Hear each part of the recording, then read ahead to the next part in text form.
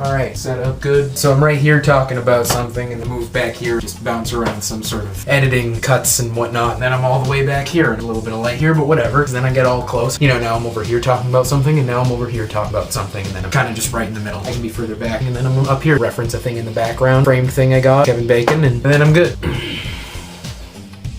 Okay.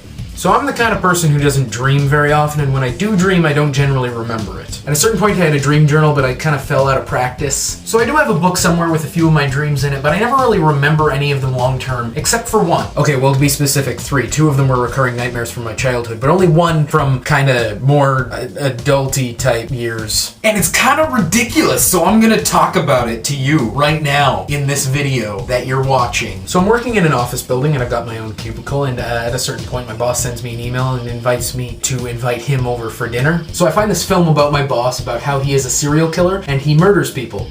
I'm the only person who's ever seen this film, by the way. Anyways, his method of killing people is he goes over to their house and then sits them down and delivers this big long speech thing about life and stuff, and then he shoots them. So I go to my boss's office and invite him to dinner because that's what he's expecting, and he's my boss, so I'm gonna do it. My boss is Danny DeVito, by the way.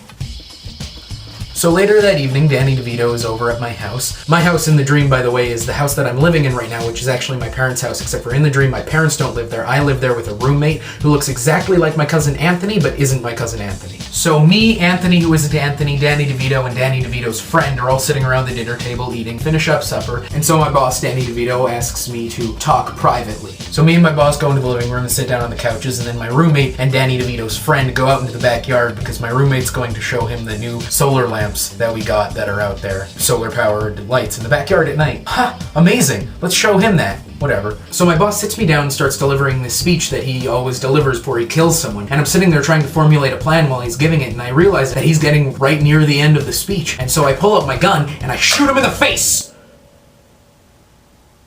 I just point it right at him, pull the trigger, and Danny DeVito's face halfway through a sentence just explodes and just blood flies everywhere out the back, all over my living room.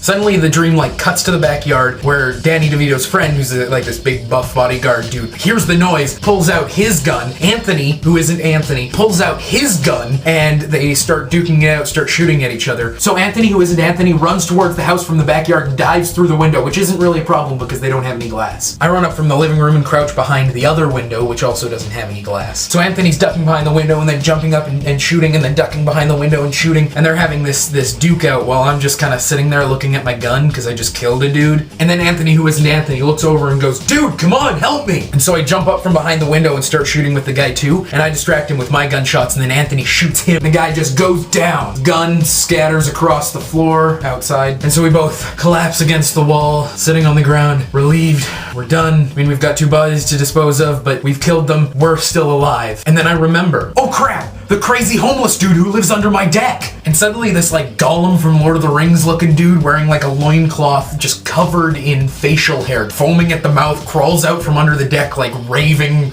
yelling random out of his mouth. Just starts crawling like the Grudge towards us over the deck and onto it. So we both start, shooting like crazy at him. After about 10 shots each to the head and shoulders, the guy finally stops crawling towards us. And what a relief, alright? So we take all the bodies, we lay them out on the floor in my basement. One facing this way, and then the other facing this way, and then the other facing this way. Oh, wow! And we decide we're going to bury them at the dump. So we wrap them up in a tarp, throw them in the back of my car, which in the dream was still my old Geo Metro, which is a tiny, tiny car. So bad idea there. And we start driving to the dump where we are going to bury the bodies and hopefully get away with 3 counts of murder. I'm panicking. Are we gonna do this? Are we gonna be able to get away with it? I don't know, because I woke up. Right then. That's when I woke up from the dream. So, apparently I want to murder Danny DeVito. Or, I think Danny DeVito wants to murder me.